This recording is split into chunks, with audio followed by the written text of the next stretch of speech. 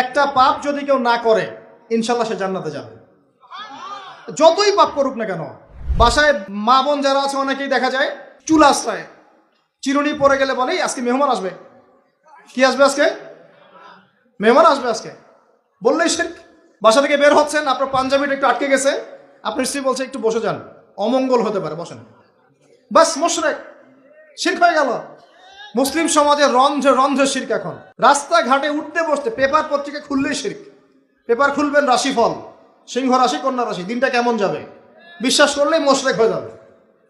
রাস্তার পাশে টিয়া পাখি দিয়ে ভাগ্য পরীক্ষা করছে, হাতটা দেখে দেন তো ভাই কি আছে, বললেই শিরক হয়ে যাবে। আংটি বিক্রি করছে, আংটি পরলে রোগ ভালো হবে, হাতে দিল রোগ ভালো হবে এই উদ্দেশ্যে, মুশরিক।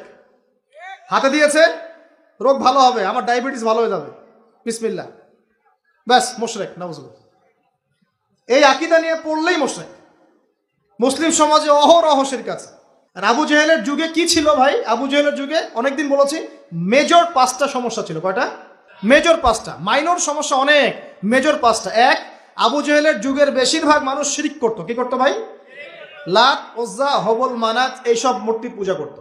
এখন হয়তো মুসলিম সমাজে এটা নাই ঠিকই, কিন্তু মুসলিমরা এখন কবর মাজার পূজায় শুরু করেছে, করে নাই? মুসলিমরাও এখন নেক্সট সুরতে ধোকা খাচ্ছে। শিরক তো আমাদের সমাজে চলছে। শিরক কি হয় কেন আমি লেকচার দিয়েছি, দেখবেন মুসলিম সমাজে কত শিরক চলছে। আবু জেহেলের যুগে শিরক ছিল, এগুলো বলতে থাকলে এটা নিয়ে আলোচনা করতে হবে। আলোচনার টপিক আমার আজকে অন্যরকম। আবু জেহেলের যুগে কি ছিল ভাই?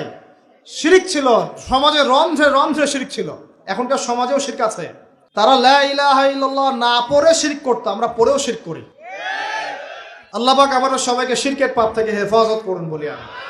এই একটা পাপ যদি কেউ না করে ইনশাল্লাহ সে জান্নাতে যাবে, যতই পাপ করুক না কেন। জেনা করেছে, মদ খেয়েছে, মিথ্যা বলেছে, অনেক কিছু করেছে, শুধু শিরকের পাপ করে নাই, আল্লাহ তাকে মাফ করে দিবেন ইনশাল্লাহ। বিশ্বাস করলেন না কথাটা? নবীজি বলেছেন এই উম্মতের যে কোনো ব্যক্তি যতই পাপ করুক না কেন আল্লাহ পাক সমস্ত পাপ মাফ করতে পারেন, কিন্তু শিরকের গুনাহ আল্লাহ পাক মাফ করবেন। তওবা করে যদি মারা না যায় মাফ করবেন না। একটা এক্সাম্পল দিয়ে বোঝাচ্ছি, তাহলে ক্লিয়ার হয়ে যাবে। মনে করেন কেউ একজন জেনা করেছে, তওবা করার সুযোগ হয় নাই, মারা গেছে, নাউজুবিল্লাহ। এখন আল্লাহ পাক কিয়ামতের মাঠে এই জেনার পাপটা মাফ করে দিতে পারেন, যদিও সে তওবা করে নাই।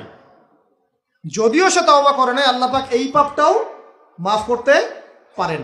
কিন্তু একজন ব্যক্তি শিরক করেছে, তওবা করে নাই, কিন্তু এই অবস্থায় যদি কাল কিয়ামতের মাঠে আল্লাহর সাথে সাক্ষাৎ করে, আল্লাহ তার গুনাহ মাফ করবে না।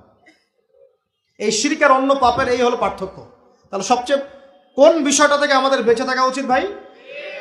শিরক কি ও কেন, একটা বই পাওয়া যায়, কিনে নেবেন। কিতাবুত তাওহীদ একটা বই আছে, পড়ে নেবেন। কোরআন সুন্নাহর আলোকে বিশুদ্ধ আকীদা, এরকম অনেক বই পাওয়া যায়। আর আকীদা সংক্রান্ত একটা অনবদ্য বই হলো আল আকীদা আত-তাহাওয়িয়া। এই 4-5টা বই পড়লে আপনার শিরকের কনসেপ্ট ক্লিয়ার হয়ে যাবে ইনশাআল্লাহ। আল্লাহ পাক আমাদেরকে পড়াশোনা করার তৌফিক দান করুন।